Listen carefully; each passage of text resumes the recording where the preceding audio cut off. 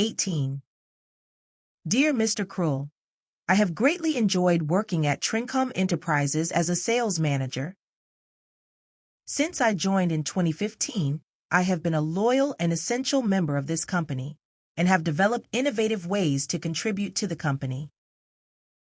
Moreover, in the last year alone, I have brought in 2 new major clients to the company, increasing the company's total sales by 5%.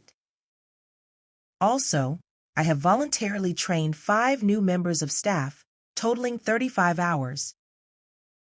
I would therefore request your consideration in raising my salary, which I believe reflects my performance as well as the industry average. I look forward to speaking with you soon. Kimberly Morse. 19. On one beautiful spring day, I was fully enjoying my day off. I arrived at the nail salon and muted my cell phone so that I would be disconnected for the hour and feel calm and peaceful. I was so comfortable while I got a manicure. As I left the place, I checked my cell phone and saw 4 missed calls from a strange number. I knew immediately that something bad was coming, and I called back. A young woman answered and said that my father had fallen over a stone and was injured, now seated on a bench. I was really concerned since he had just recovered from his knee surgery. I rushed getting into my car to go see him.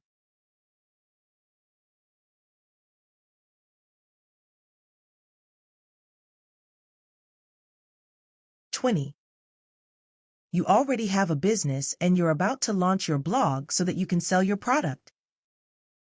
Unfortunately, here is where a business mind can be a bad thing. Most people believe that to have a successful business blog promoting a product, they have to stay strictly on the topic. If all you're doing is shamelessly promoting your product, then who is going to want to read the latest thing you're writing about? Instead, you need to give some useful or entertaining information away for free so that people have a reason to keep coming back. Only by doing this can you create an interested audience that you will then be able to sell to. So, the best way to be successful with a business blog is to write about things that your audience will be interested in. 21. Our language helps to reveal our deeper assumptions. Think of these revealing phrases.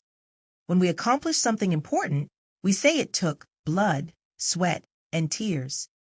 We say important achievements are hard-earned. We recommend a hard day's work when day's work would be enough. When we talk of easy money, we are implying it was obtained through illegal or questionable means. We use the phrase, "That's easy for you to say," as a criticism, usually when we are seeking to invalidate someone's opinion. It's like we all automatically accept that the right way is, inevitably, the harder one. In my experience, this is hardly ever questioned. What would happen if you do challenge this sacred cow? We don't even pause to consider that something important and valuable could be made easy. What if the biggest thing keeping us from doing what matters is the false assumption that it has to take huge effort? 22. The old saying is that knowledge is power, but when it comes to scary, threatening news, research suggests the exact opposite. Frightening news can actually rob people of their inner sense of control, making them less likely to take care of themselves and other people. Public health research shows that when the news presents health-related information in a pessimistic way, people are actually less likely to take steps to protect themselves from illness as a result. A news article that's intended to warn people about increasing cancer rates, for example, can result in fewer people choosing to get screened for the disease because they're so terrified of what they might find. This is also true for issues such as climate change. When a news story is all doom and gloom, people feel depressed and become less interested in taking small, personal steps to fight ecological collapse.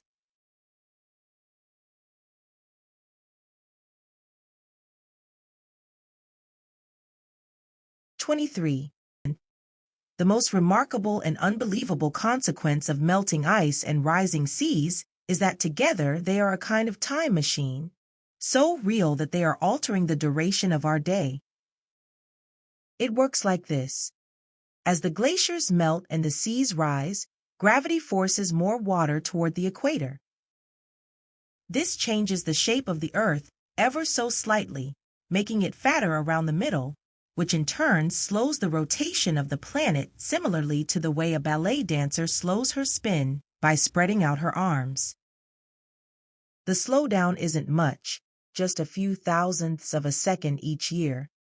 But like the barely noticeable jump of rising seas every year, it adds up.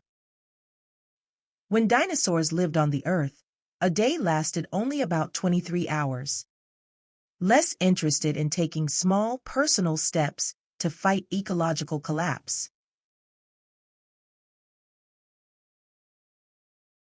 24. Have you ever brought up an idea or suggestion to someone and heard them immediately say, "No, that won't work"? You may have thought, he or she didn't even give it a chance. How do they know it won't work? When you are right about something, you close off the possibility of another viewpoint or opportunity. Being right about something means that it is the way it is, period. You may be correct. Your particular way of seeing it may be true with the facts. However, considering the other option or the other person's point of view can be beneficial. If you see their side, you will see something new or, at worst, learn something about how the other person looks at life. Why would you think everyone sees and experiences life the way you do?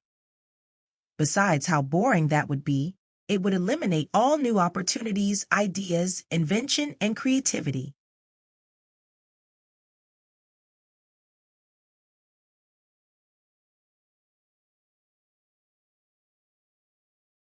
"29.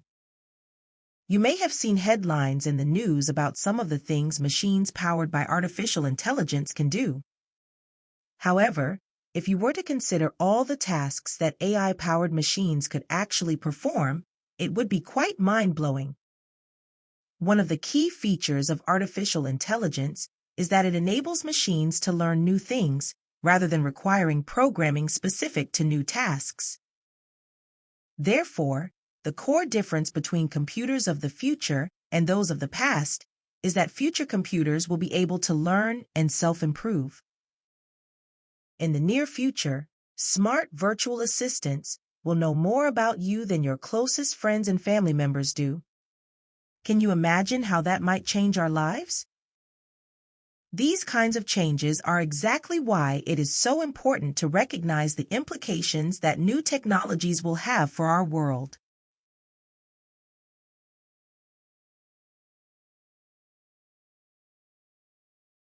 "30. Plant growth is controlled by a group of hormones called auxins found at the tips of stems and roots of plants. Auxins produced at the tips of stems tend to accumulate on the side of the stem that is in the shade. Accordingly, the auxins stimulate growth on the shaded side of the plant. Therefore, the shaded side grows faster than the side facing the sunlight. This phenomenon causes the stem to bend and appear to be growing towards the light. Auxins have the opposite effect on the roots of plants. Auxins in the tips of roots tend to limit growth. If a root is horizontal in the soil, the auxins will accumulate on the lower side and interfere with its development. Therefore, the lower side of the root will grow slower than the upper side.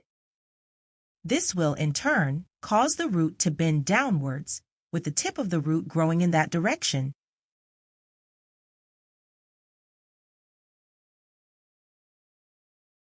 31. To demonstrate how best to defeat the habit of delaying, Dan Ariely, a professor of psychology and behavioral economics, performed an experiment on students in 3 of his classes at MIT. He assigned all classes 3 reports over the course of the semester.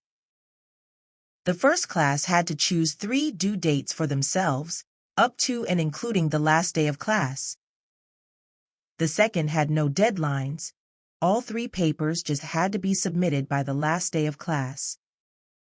In his third class, he gave students 3 set deadlines over the course of the semester. At the end of the semester, he found that students with set deadlines received the best grades, the students with no deadlines had the worst, and those who could choose their own deadlines fell somewhere in the middle.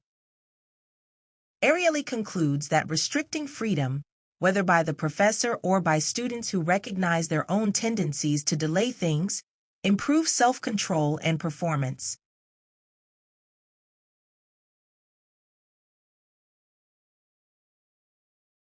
(32) The best way in which innovation changes our lives is by enabling people to work for each other. The main theme of human history is that we become steadily more specialized in what we produce and steadily more diversified in what we consume.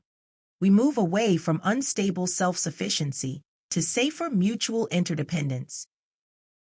By concentrating on serving other people's needs for 40 hours a week, which we call a job, you can spend the other 72 hours, not counting 56 hours in bed, relying on the services provided to you by other people. Innovation has made it possible to work for a fraction of a second in order to be able to afford to turn on an electric lamp for an hour, providing the quantity of light that would have required a whole day's work if you had to make it yourself by collecting and refining sesame oil or lamb fat to burn in a simple lamp, as much of humanity did in the not-so-distant past.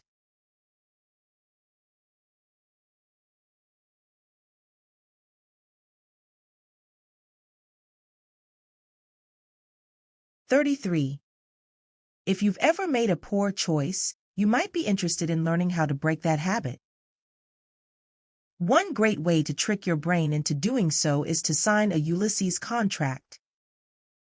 The name of this life tip comes from the Greek myth about Ulysses, a captain whose ship sailed past the island of the Sirens, a tribe of dangerous women who lured victims to their death with their irresistible songs. Knowing that he would otherwise be unable to resist, Ulysses instructed his crew to stuff their ears with cotton and tie him to the ship's mast to prevent him from turning their ship towards the Sirens. It worked for him, and you can do the same thing by locking yourself out of your temptations. For example, if you want to stay off your cell phone and concentrate on your work, delete the apps that distract you or ask a friend to change your password.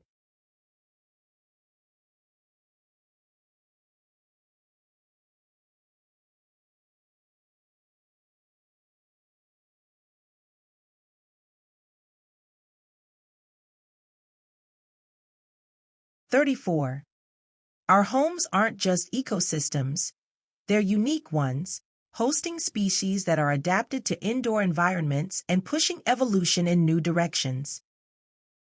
Indoor microbes, insects, and rats have all evolved the ability to survive our chemical attacks, developing resistance to antibacterials, insecticides, and poisons. German cockroaches are known to have developed a distaste for glucose, which is commonly used as bait in roach traps. Some indoor insects, which have fewer opportunities to feed than their outdoor counterparts, seem to have developed the ability to survive when food is limited. Dunn and other ecologists have suggested that as the planet becomes more developed and more urban, more species will evolve the traits they need to thrive indoors. Over a long enough time period, indoor living could drive our evolution too. Perhaps my indoorsy self represents the future of humanity.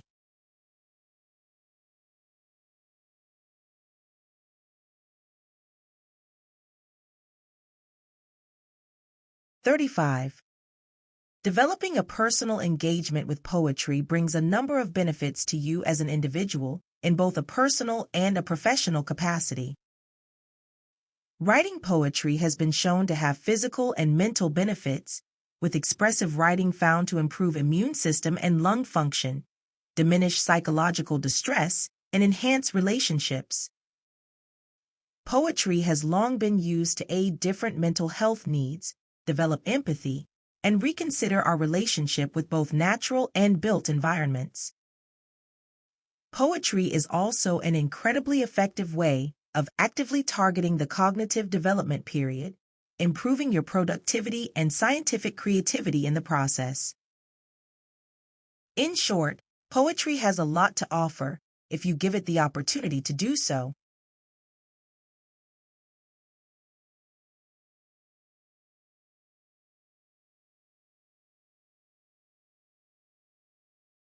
"36. Things are changing. It has been reported that 42% of jobs in Canada are at risk, and 62% of jobs in America will be in danger due to advances in automation." You might say that the numbers seem a bit unrealistic, but the threat is real. One fast food franchise has a robot that can flip a burger in 10 seconds. It is just a simple task, but the robot could replace an entire crew. Highly skilled jobs are also at risk. A supercomputer, for instance, can suggest available treatments for specific illnesses in an automated way, drawing on the body of medical research and data on diseases. However, what's difficult to automate is the ability to creatively solve problems. Whereas workers in doing roles can be replaced by robots, the role of creatively solving problems is more dependent on an irreplaceable individual.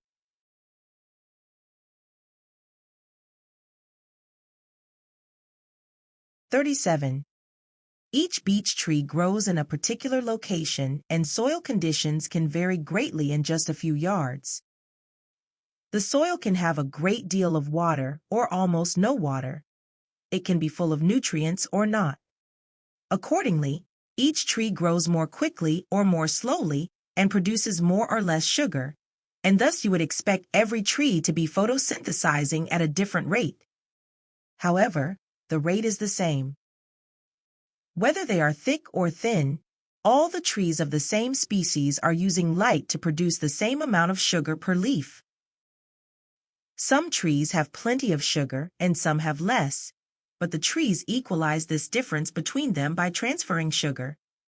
This is taking place underground through the roots. Whoever has an abundance of sugar hands some over. Whoever is running short gets help. Their network acts as a system to make sure that no trees fall too far behind.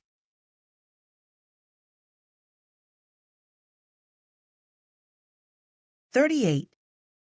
Should we use language to understand mind or mind to understand language?" Analytic philosophy historically assumes that language is basic and that mind would make sense if proper use of language was appreciated. Modern cognitive science, however, rightly judges that language is just one aspect of mind of great importance in human beings, but not fundamental to all kinds of thinking. Countless species of animals manage to navigate the world, solve problems, and learn without using language through brain mechanisms that are largely preserved in the minds of humans. There is no reason to assume that language is fundamental to mental operations. Nevertheless, language is enormously important in human life and contributes largely to our ability to cooperate with each other in dealing with the world. Our species, Homo sapiens, has been astonishingly successful, which depended in part on language, first as an effective contributor to collaborative problem solving, and much later as collective memory through written records.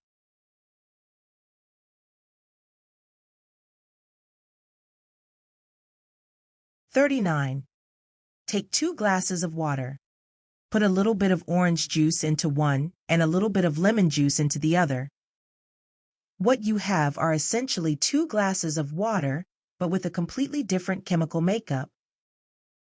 If we take the glass containing orange juice and heat it, we will still have 2 different glasses of water with different chemical makeups, but now they will also have different temperatures. If we could magically remove the glasses, we would find the 2 water bodies would not mix well. Perhaps they would mix a little where they met. However, they would remain separate because of their different chemical makeups and temperatures. The warmer water would float on the surface of the cold water because of its lighter weight. In the ocean, we have bodies of water that differ in temperature and salt content. For this reason, they do not mix.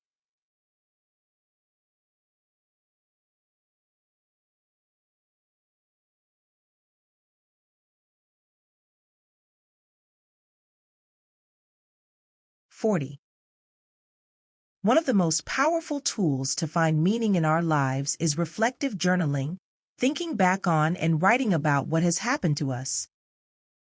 In the 1990s, Stanford University researchers asked undergraduate students on spring break to journal about their most important personal values and their daily activities. Others were asked to write about only the good things that happened to them in the day.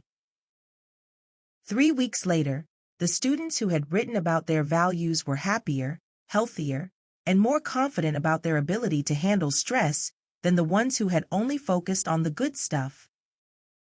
By reflecting on how their daily activities supported their values, students had gained a new perspective on those activities and choices. Little stresses and hassles were now demonstrations of their values in action. Suddenly, their lives were full of meaningful activities.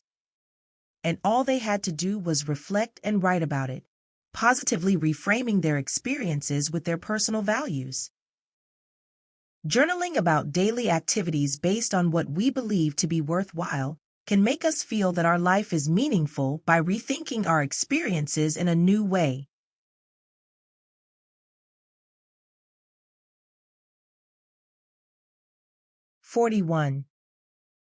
Mike May lost his sight at the age of 3. Because he had spent the majority of his life adapting to being blind, and even cultivating a skiing career in this state, his other senses compensated by growing stronger. However, when his sight was restored through a surgery in his 40s, his entire perception of reality was disrupted. Instead of being thrilled that he could see now, as he'd expected, his brain was so overloaded with new visual stimuli that the world became a frightening and overwhelming place. After he'd learned to know his family through touch and smell, he found that he couldn't recognize his children with his eyes, and this left him puzzled. Skiing also became a lot harder as he struggled to adapt to the visual stimulation. This confusion occurred because his brain hadn't yet learned to see. Though we often tend to assume our eyes function as video cameras, which relay information to our brain, advances in neuroscientific research have proven that this is actually not the case. Instead, sight is a collaborative effort between our eyes and our brains, and the way we process visual reality depends on the way these two communicate. If communication between our eyes and our brains is disturbed, our perception of reality is altered accordingly. And because other areas of May's brain had adapted to process information primarily through his other senses, the process of learning how to see was more difficult than he'd anticipated.